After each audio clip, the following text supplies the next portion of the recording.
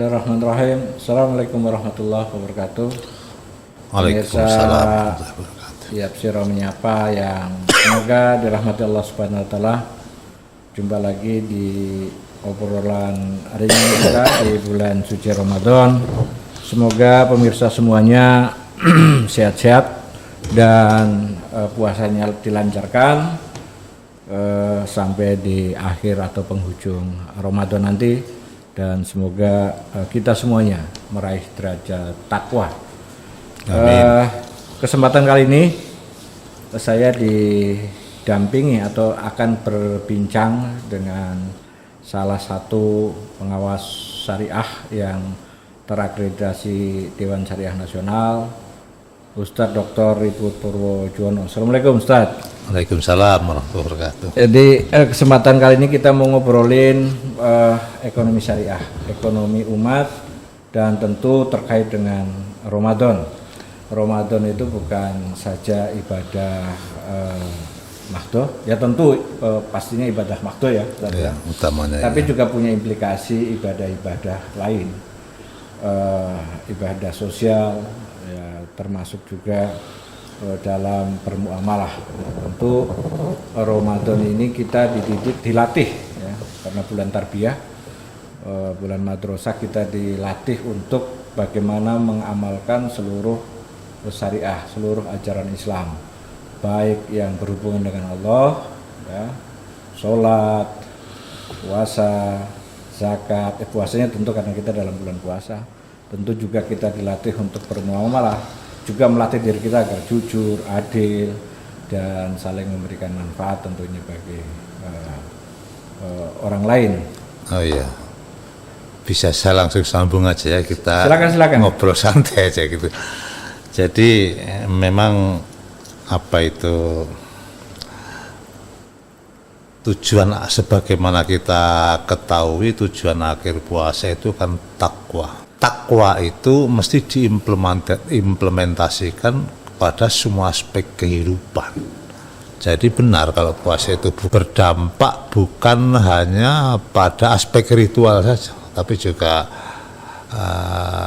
aspek sosial, bahkan di semua aspek kehidupan gitu. Bukan hanya dalam sholat dan puasa kita takwa, tapi juga dalam hal berhubungan dengan sesama manusia, dalam hal mencari nafkah, dalam hal apapun kita mestinya mewujudkan takwa itu dalam perilaku keseharian. Ya ayyuhalladzina amanu udkhulu fis-silmi kaffah wa la tattabi'u khutuwatis syaiton innahu lakum aduwwum mubin. Hai orang-orang yang beriman, masuklah kamu ke dalam Islam secara kafah, dan jangan kamu mengikuti langkah-langkah syaitan. Sesungguhnya syaitan itu adalah musuh yang nyata bagimu.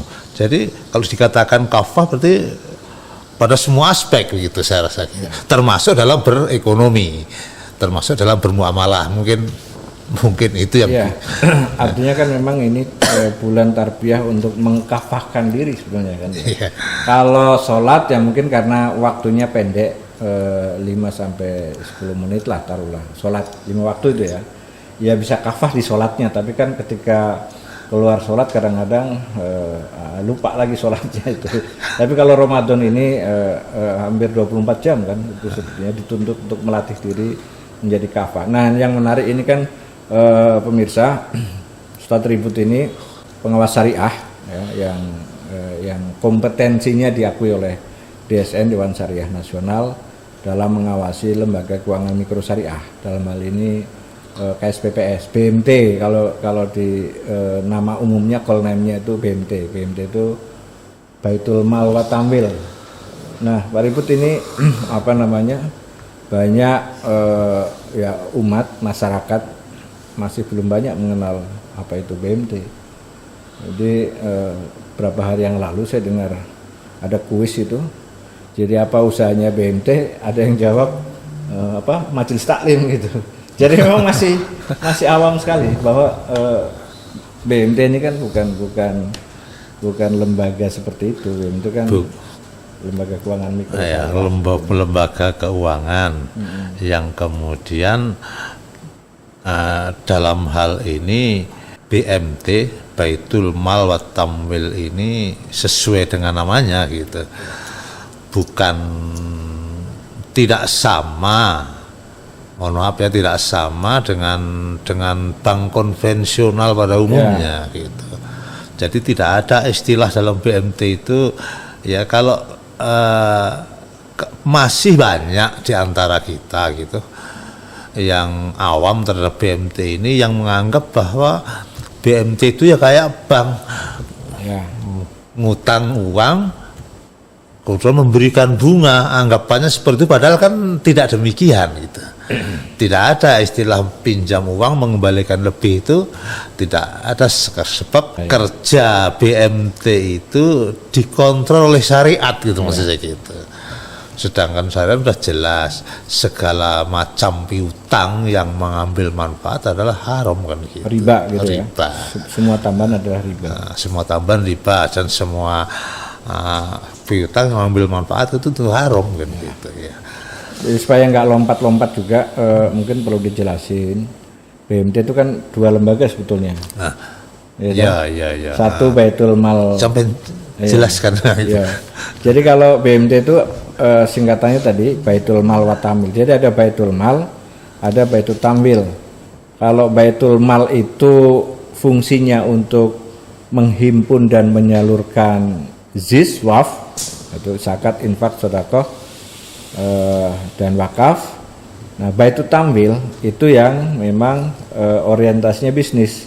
Itu menghimpun dana dari agnia dan digulirkan lagi dalam bentuk pembiayaan. Apakah itu sirkah, apakah itu jual beli, apakah itu sewa, ataukah multi jasa lainnya. Inilah perniagaan lah situ Ya, gitu perniagaan. Jadi memang orientasinya bisnis. Dan di sana ada keuntungan di Baitul Tamwil. Tapi kalau Baitul Mal itu memang untuk sosial. Kalau toh ada utang piutang di situ, utang piutangnya biasa untuk darurat atau ya qardul hasan lah ya, peminjaman kebajikan, misalnya ada hal-hal yang memang layak untuk diberikan pinjaman dari dana zis, atau mungkin juga untuk sarana tarbiyah bagi para mustahik. Macam qard itu kan kemudian di sini tidak ada mengambil tambahan sedikit pun ya gitu. Nggak ada, kalau di Baitul Mal nggak ada. Qard itu tidak mengambil tambahan gitu. Jadi nggak ada. Jadi kalau misalnya pinjam 1 juta di Baitul Mal ya kembalinya 1 juta. Tapi kalau Baitul Tamwil beda lagi gitu. Itulah yang perlu dipahamkan sebenarnya ya. BMT ini bisa dikatakan sebagai lembaga keuangan, juga sekaligus sebagai lembaga dakwah, menurut saya begitu. Jadi apa yang didakwahkan dalam hal ini paling tidak BMT mendakwahkan sistem keuangan syariah, yang kemudian di situ tidak boleh terjadi sesuatu yang terjadi satu kezaliman atau mengambil harta sesama dengan cara yang batil. Atau sebagaimana firman Allah menyatakan demikian, ya ayyuhalladzina amanu la ta'kulu amwalakum bainakum bil batil illa antakuna tijarotan antarodim minkum. Hei orang-orang beriman, la ta'kulu amwalakum, jangan engkau mengambil harta di antara kamu bil batil, dengan cara yang batil, kecuali illa antakuna tijarotan antarodim minkum, kecuali dengan cara jual beli, perniagaan, tijarotan antar yang saling suka sama suka di antara kamu. Jadi ini sebenarnya mau diterapkan BMT gitu. Semua transaksi yang ada di BMT itu tidak ada pinjam meminjam yang dengan embel-embel bunga, kan tidak ada seperti itu. Nggak ada.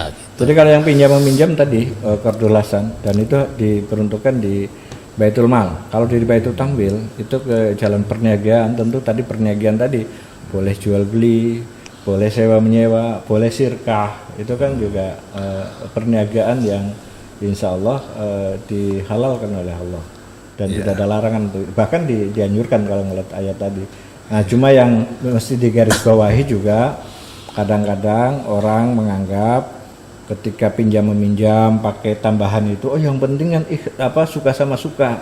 Ya, enggak bisa padahal begitu. Kan tidak bisa menggugurkan unsur ribanya kan, suka sama suka. Ya. Mungkin sama dengan berzina kan juga suka sama suka itu. Tapi kan tidak menggugurkan kebolehan terhadap atau menggugurkan keharaman zinanya. Itu suka sama suka itu. Ada kaidah begini, tahrimu akala amwalan nas bil batil. Nah, diharamkan atau haram memakan harta manusia dengan cara yang batil. Memanfaatkan. Jadi memakan itu bisa berarti memanfaatkan, menggunakan dengan cara yang batil. Yang batil yang bagaimana? Yang berlawanan dengan ketentuan syariat. Nah, seperti juga membungakan uang. Sekali lagi saya lebih bolak-balik kembali kepada memberi pinjaman dengan bunga gitu. So bolak-balik saya ngomong itu ini untuk memberi penjelasan kepada masyarakat bahwa BMT tidak menerapkan itu gitu. Nggak ada pinjaman dengan memberikan bunga. Coba Mas Heru bisa jelaskan itu gitu. Jadi kalau di BMT itu saya ini dulu supaya runut juga. Badan hukum. Tadi kan operasionalnya ya. Operasional Baitul Mal apa-apa saja yang dilayani, Baitul Tamwil apa-apa saja, baik yang sosial maupun bisnis. Nah, kemudian badan hukum. Badan hukum itu kalau BMT itu KSPPS, Koperasi Simpan Pinjam dan Pembiayaan Syariah. Jadi simpannya itu untuk penabung, pinjamnya itu untuk kordulasan, pembiayanya itu untuk yang bisnis. Jadi badan hukumnya KSPPS. Boleh juga LKM yang sebentar. KSPPS Koperasi Simpan Pinjam dan Pinjam. Nah, ini pembiayaan syariah yang banyak ada di sini ya.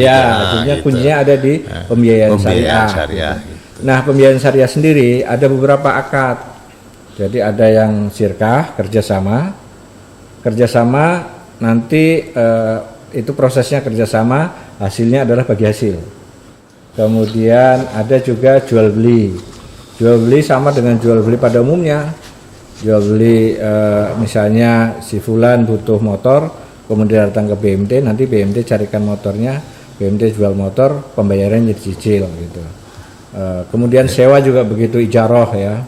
Sewa juga gitu, misalnya si fulana butuh tempat untuk berjualan, dia butuh untuk menyewa satu ruangan, maka datang ke BMT carikan kesepakatan, kemudian nanti statusnya si fulanah tadi menyewa kepada BMT. Jadi uang kontrakan setahun misalnya 10 juta sudah dibayarkan oleh BMT menyewakan kepada penyewa tadi dibayar misalnya per bulan selama 12 bulan atau boleh juga 24 bulan sesuai kesepakatan. Nah, kita mungkin masuk yang agak selalu di sebentar.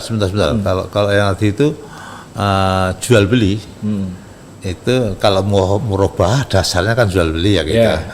Nah, cuman di sini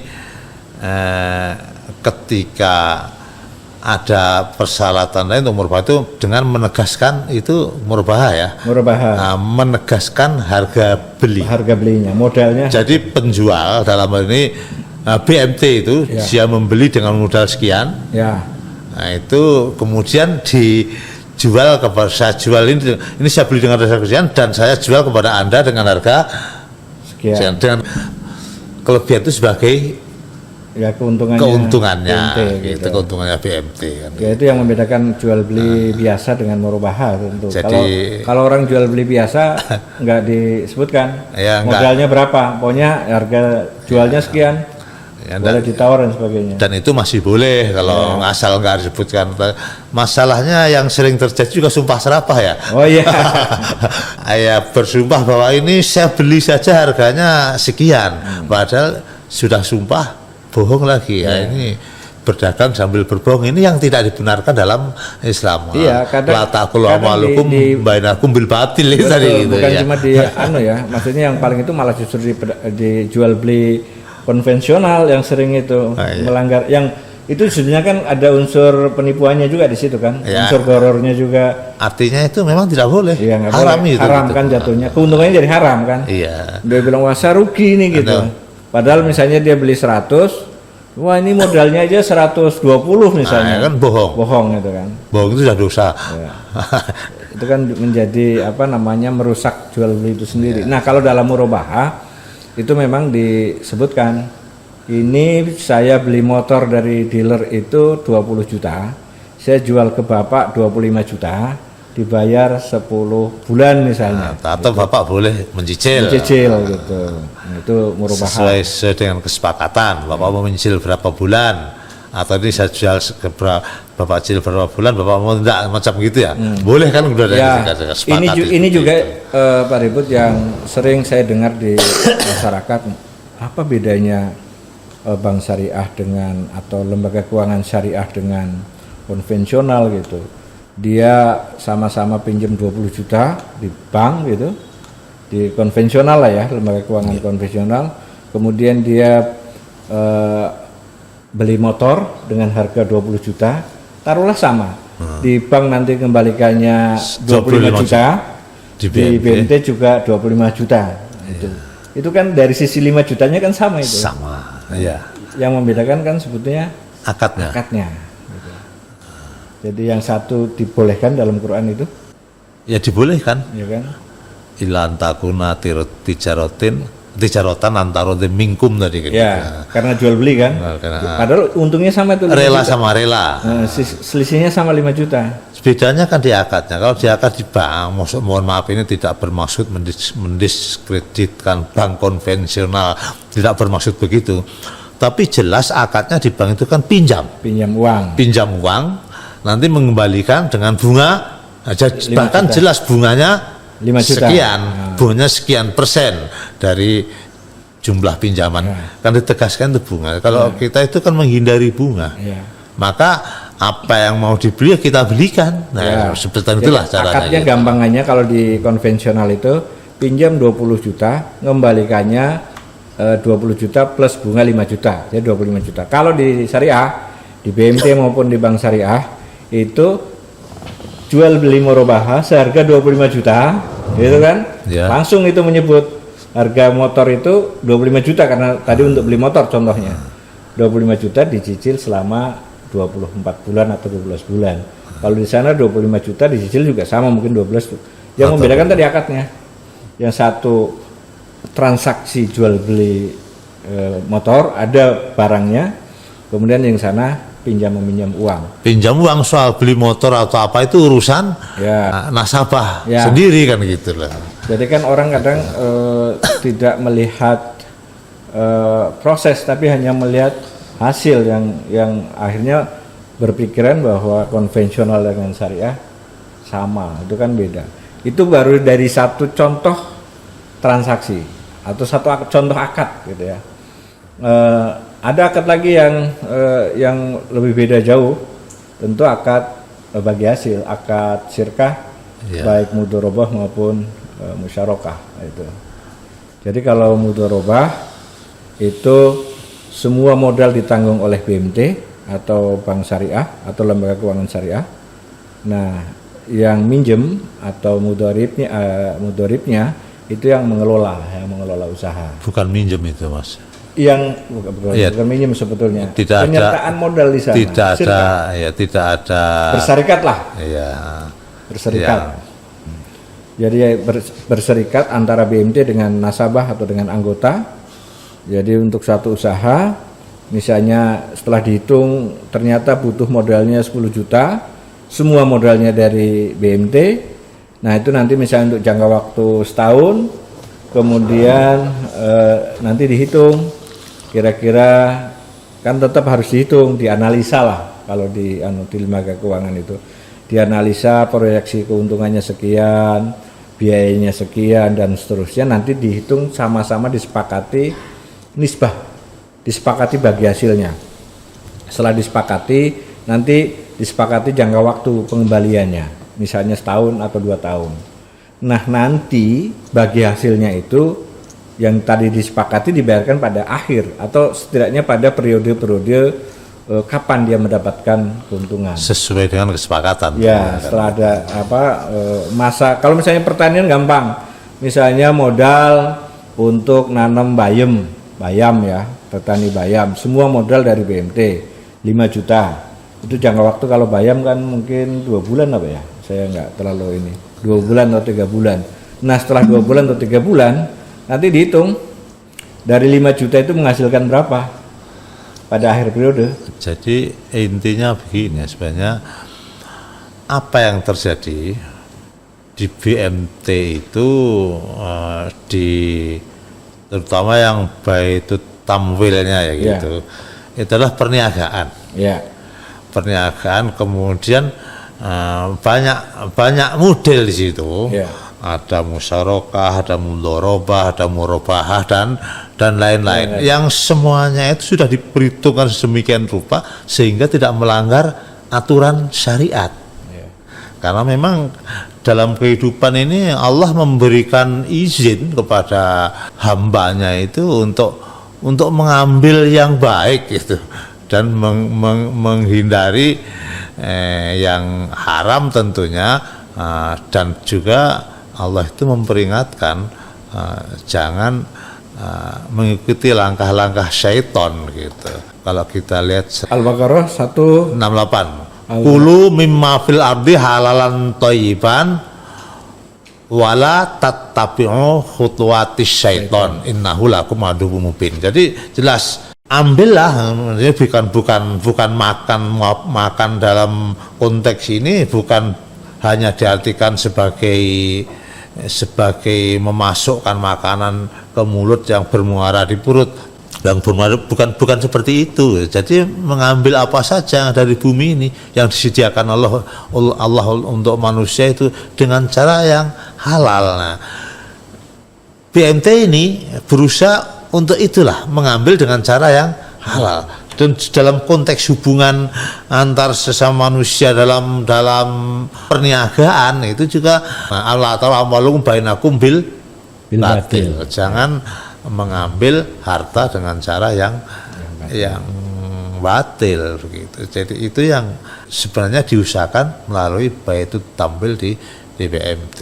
Jadi intinya semua akad itu sudah sedemikian rupa dilakukan dengan mengikuti yang diperintahkan oleh Al-Quran, karena dicontohkan Rasulullah Shallallahu Alaihi Wasallam.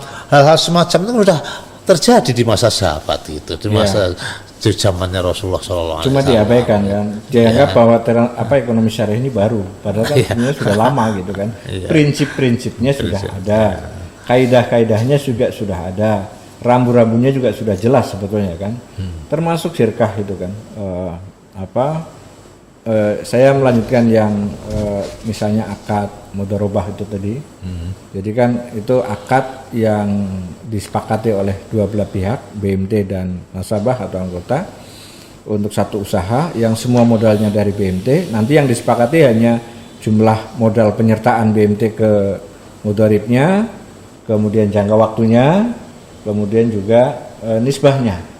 Nisbahnya misalnya 20% untuk BMT, 80% untuk yang kerjakan, atau 10%. Pokoknya sesuai kesepakatan lah. Sesuai kesepakatan untuk ada tawar-menawar di sana. Cuman tradisinya itu mudharib persentasenya dapat lebih besar gitu. Ya, karena dia yang bekerja.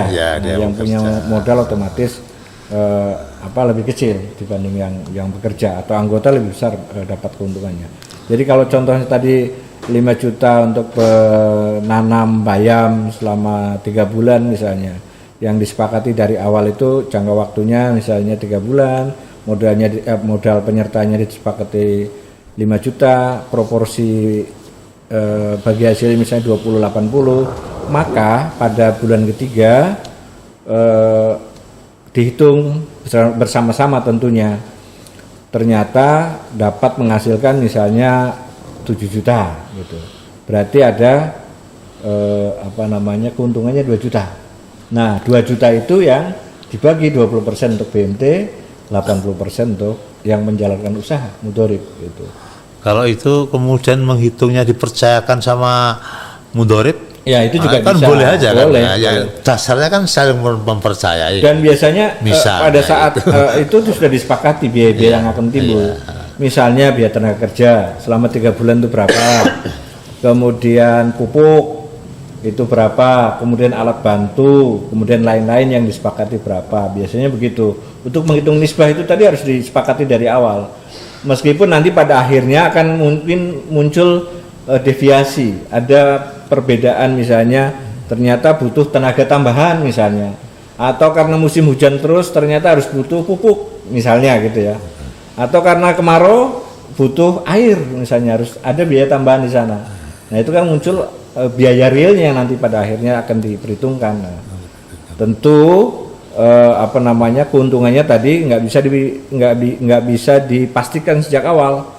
Jadi penyertaan 5 juta tadi nggak bisa, misalnya kembalinya berapa nanti nggak bisa. 5 juta plus insya Allah 20% dari keuntungan. Keuntungannya berapapun. Kalau 2 juta tentu 20% dari 2 juta, 1 juta.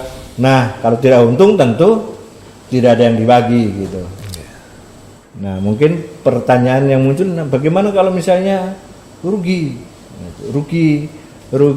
karena bencana, rugi karena yang di luar kemampuan manusia. Ya. Itu biasanya BMT itu atau lembaga keuangan itu boleh menjaminkan kepada pihak ketiga. Jadi boleh menjaminkan misalnya ada asuransi takaful misalnya untuk Askrindo. Sebentar Mas, kalau akad mudharabah pada dasarnya kan mudharib itu tidak menanggung kerugian. Betul. Kalau tidak menanggung kerugian. Adapun kemudian untuk mensiasati itu, kemudian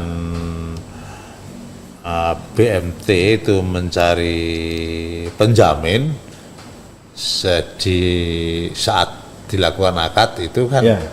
itu boleh-boleh aja. Boleh aja kita disiasati. Jadi kalau misalnya terjadi kerugian itu memang pemodal BMT memang yang pertama menanggung kerugian, kecuali dalam analisa atau dalam evaluasi bersama ternyata ada hal-hal yang dilanggar oleh mudharib. Ya, itu beda lagi. Ya. Nah, artinya kerugian itu timbul akibat perbuatan yang disengaja oleh mudharib. Kalau itu orang harus mempertanggungjawabkan perbuatannya sendiri. Dia berkewajiban gitu, mengembalikan modalnya. Kalau nggak begitu nanti ya diambil, dikorupsi lah gitu ya. Terus jadi tanggungan BMT kan nggak bisa begitu. Ya, misalnya ya kalau tadi contohnya untuk pertanian bayam kan gampang ukurnya. Ya paling kalau misalnya dia rugi, misalnya karena misalnya bencana banjir atau kena angin ini, gagal panen gitu kan. Nah tapi gagal panen misalnya juga bisa saja karena akibat kelalaian yang sudah disepakati. Ya, kan ada biaya gagal panen karena bencana itu. Ya gagal panen bencana banjir, boleh. Tapi kalau misalnya gagal panennya karena misalnya dia lupa ngasih obat, padahal sudah disepakati dari awal, itu harus juga punya kewajiban juga untuk harus bertanggung jawab gitu. Jadi harus bertanggung jawab. Terus dan kemudian kalau misalnya nanti terjadi perselisihan, artinya mudharibnya atau pengelola usahanya menyatakan bahwa ini akibat apa, tapi ternyata pemilik modalnya mengatakan lain, itu ya tentu ada langkah-langkah penyelesaian baik yang litigasi maupun yang non litigasi gitu. Tapi pada intinya yang pola bagi hasil ini memang yang disepakati tadi modalnya, jangka waktu dan nisbahnya, bukan jumlah yang dikembalikan, bukan rupiahnya. Jadi itu yang membedakan konvensional dengan syariah. Kalau konvensional kan jelas pinjam 5 juta kembalinya berapa, itu sudah dipatok dari awal. Tapi kalau syariah tidak. Gitu. Kemudian kalau terkait dengan BMT di sini Mas, kan akad-akad itu banyak. Ya. Tentu kita juga harus berpikir akad mana yang sudah bisa diterapkan di sini atau belum ada pertimbangan itu enggak gitu. Jadi biasanya gini, umat masyarakat, orang-orang kita lah pada umumnya itu paling cari yang ya mungkin kita semua lah cari yang paling gampang gitu kan. Nasabah anggota BMT terutama di Sorong yang paling banyak ya mintanya akad murabahah. Akad murabahah itu soalnya kan orang mau praktis, orang butuh misalnya beli motor, tahunya sudah deh saya ini kalau yang pertama kali datang ya, sudah saya pinjam 20 juta kira-kira kembaliannya berapa selama 2 tahun misalnya begitu, yang paling gampang begitu. Ya kalau itu BMT tidak melayani begitu, Tidak, kecuali harus menjelaskan lebih dulu. Itu tugas BMT. Nah itu. Tugas BMT untuk menjelaskan. Maka karyawan pengelola BMT harus memahami hal ini dan harus mampu menjelaskan kepada nasabah gitu. Nggak bisa kalau tentunya ya kalau sepengetahuan nggak bisa kalau saya pinjam ini nanti kembalinya berapa. Nah itu pinjam sekian kembalinya berapa atau menyicil sebulan berapa, kalau begitu saja nggak bisa dilayani begitu. Nah. Cuma kan memang orang kalau ke bank mungkin ke bank syariah juga mungkin begitu juga. Itu tantangan tentu, Itu mungkin juga salah satu sebab kenapa lembaga keuangan syariah baik bank syariah maupun BMT ya masih belum secepat yang konvensional, karena memang kesiapan umat tentu, kesiapan umat dalam menjalankan transaksi syariah yang pertama, yang kedua juga kesiapan lembaganya sendiri untuk sabar mengedukasi bagaimana sih sebetulnya transaksi syariah itu dijalankan itu. Ya itulah yang saya katakan bagian daripada tugas dakwah kita tadi gitu. Sehingga dalam kasus yang seperti barusan kita bicarakan itu memang ada kewajiban bagi pengelola BMT untuk menjelaskan, Pak ini kami misalnya, Pak ini kami tidak meminjamkan uang kemudian menarik bunga, bukan begitu. Tapi kami bisa membelikan Bapak motor dan motor itu saya jual kepada Bapak, nanti Bapak tahu harga belinya misalnya gitu ya, dan Bapak mengembalikan kalau sanggup bawa beli sekian, mengembalikan boleh dengan cara mencicil, misalnya begitu. Artinya supaya memahamkan nasabah itu dengan cara begitu. Ya, memang harus sabar dan juga memang harus lebih intens mensosialisasikan transaksi syariah. Jangan sampai ada ini cerita. Artinya itu begini Mas, sebelum proses transaksi itu ditandatangani itu harus dijelaskan seperti itu dulu gitu. Soalnya bahaya sekali kalau misalnya orang awam gitu. Kemudian ngikutin alur berpikirnya, mengikuti mindsetnya, berbahaya sekali. Jadi saya ingat siapa dulu yang cerita ya, orang udah pernah minum minuman keras, terus kemudian minuman kerasnya ditaruh di dalam teh botol, disodorkan lah, dia belum pernah minum teh botol, ini teh botol gitu, kemudian diminum. Ternyata teh botol sama dengan bir misalnya gitu. Itu bahayanya, tidak menjelaskan dengan baik terhadap anggota yang baru pertama kali bertransaksi syariah, karena memang beda yang jelas ada pembedanya kan itu. Masih merupakan satu keharusan lah untuk kemudian memberikan penjelasan semacam itu. Bahkan pengelola BMT ya, harus sabar untuk menjelaskan kepada setiap orang yang bertransaksi, ini transaksinya apa, dan ini bukan kami mengambil bunga Pak ya, dengan itu harus dijelaskan dulu sebelum transaksi itu ditandatangani. Tugas pengelola gitu. Tentu dia berhadapan langsung dengan orang-orang yang berkebutuhan yang akan bermitra dengan BMT, tapi tugasnya Pak Ripo dan kawan-kawan sebagai pengawas syariah juga berkewajiban untuk mensosialisasikan transaksi syariah, mensosialisasikan BMT, mensosialisasikan lembaga keuangan. Kembalinya ke saya juga. Iya, ke Pak Ripo juga. Kita semua lah tentu punya kewajiban untuk itu mensiarkan itu. Itu tadi kan baru contoh 1, 2 ya, mudharabah sama murabahah yang kita bahas. Gambarannya seperti itu. Belum lagi musyarakah yang lebih jelimet gitu. Dalam sisi hitung-hitungan sebetulnya. Nah, kalau saya berpikir memang pada kesempatan ini mudharabah, murabahah pun kita jelaskan baru sepintas ya. Mungkin pada waktunya akan kita bahas bagaimana itu mudharabah bukan murabahah, dan bagaimana juga akad-akad syariah yang lain. Nah, supaya hal ini kita juga bisa memberikan pemahaman yang cukup bagi para, kalau BMT itu istilahnya bukan nasabah ya Pak, anggota gitu. Ya memang BMT sendiri kan kalau di Serang memang statusnya karena KSPPS, izin operasionalnya juga dari Dinas Koperasi, makanya statusnya anggota, dia hanya melayani anggota. Tapi kalau yang izin operasionalnya dari OJK, dia memang statusnya nasabah. Jadi BMT boleh, Pak Ribut. Gitu. Izin OJK itu boleh. Boleh ya. Izin OJK nanti bisa melayani semua orang gitu. Tapi kalau koperasi memang hanya anggota yang boleh dilayani dalam baik simpanan, tabungan maupun pembiayaan, wajib hukumnya gitu. Jadi Dia tapi untuk khususnya BMT kita ini kan badan hukumnya KSPPS. KSPPS. Ya, KSPPS. Jadi memang harus jadi anggota. Iya. Ya, kemarin kan kita di tahun buku 2022 kemarin kita juga awal Maret menyelenggarakan rapat anggota. Itu juga sebagai bentuk pertanggungjawaban, keterbukaan. Kan setiap tahun kan? Setiap tahun. Setiap tahun. Harus. Jadi secara terbuka pengurus menyampaikan laporannya, untungnya berapa, dan itu tentu dibagi kepada seluruh pengguna, baik pemilik modal dalam bentuk simpanan pokok, simpanan wajib maupun yang pengguna pembiayaan. Nah tentu besarannya ya proporsional sesuai dengan partisipasinya gitu. Itu juga sebetulnya koperasi sebetulnya udah syariah sendiri, artinya kan proporsional sebetulnya, meskipun tidak ada bahasa Arabnya, sebenarnya praktek koperasi sendiri kalau dijalankan dengan benar, juga sudah jalankan prinsip-prinsip syariah. Syariah itu. Apalagi kan asal mulanya modalnya dari anggota, kemudian dikelola juga oleh anggota untuk anggota dan untuk anggota. Gitu.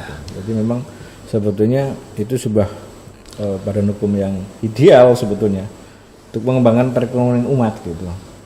Di sana tidak ada kapitalisme, tidak ada pemilik modal dominan gitu. Kalau bank itu kan ada pemiliknya. Ya selain negara juga ada perorangan di sana, ada eksploitasi lah di sana. Tapi kalau koperasi sebetulnya udah operasinya sendiri, ketika dia menjalankan prinsip-prinsipnya sesuai undang-undang, dia sudah syariah gitu. Nah memang tantangannya ini Pak Ribut, tantangannya itu tadi, tantangannya adalah kesiapan SDM, baik SDM pengguna maupun SDM pengelola. Pengguna dalam arti masyarakat juga, ya. Dan itu yang perlunya kita terus mendakwahkan ini. Dan yang paling praktis ya itu tadi, pengelola itu harus memberikan pengertian dengan itu. Dalam arti ya harapannya satu ketika masyarakat juga paham bahwa BMT itu tidak lantas sama dengan bank konvensional. Ayo bayangin di Sorong sudah 27 tahun itu pertanyaan ada yang muncul BMT itu apa gitu. Iya. BMT itu yang ibu-ibu itu ya dikira BKMT yang pertama, yang kedua BMT alamatnya di mana gitu, padahal sudah 27 tahun gitu. Yang lebih ini yang sudah tahu juga kadang kan begini Mas, sama saja ya, sama saja di syariah maupun yang tidak syariah itu karena objek yang dilihat hanya hasil ya, gitu, bukan proses. Tidak melihat prosesnya. Dan yang perlu dipahamkan bahwa yang dijalankan di BMT itu bukan meminjam uang dan mengembalikan lebih, bukan itu. Tapi itu ada, maka penjelasan tentang transaksi atau akad-akad syariah ini memang masih diperlukan, ya, perlu dikaitkan secara terus menerus lah gitu. Ya ini momen Ramadan sebenarnya momen tepat untuk tadi menjalankan kekafahan, belajar karena ini bulan tarbiyah ya, bulan pendidikan ya, untuk bagaimana kita menjalankan seluruh syariat yang memang digariskan oleh atau dibawa oleh Nabi, oleh Rasulullah, baik itu yang mahdoh maupun yang muamalah gitu, itu bisa dipraktekkan di bulan Ramadan lah, dan mungkin nanti tentu pasca Ramadan gitu tentunya ya. Iya Pak Ribut, kayaknya masih banyak yang perlu kita obrolkan tentang BMT supaya dia membumi, dia bisa diterima, kemudian juga kita semua bisa menjalankan Islam secara kafah, taruhlah belajar tentunya, dimulai dari yang tadi makdoh, kemudian yang muamalah, yang perdagangan, perniagaan, termasuk juga nanti dalam muamalah lainnya. Kayaknya nanti kita akan lanjutkan di obrolan berikutnya. Pemirsa, itu yang dapat kita sampaikan, kurang lebihnya mohon maaf. Assalamualaikum warahmatullahi wabarakatuh. Waalaikumsalam warahmatullahi wabarakatuh.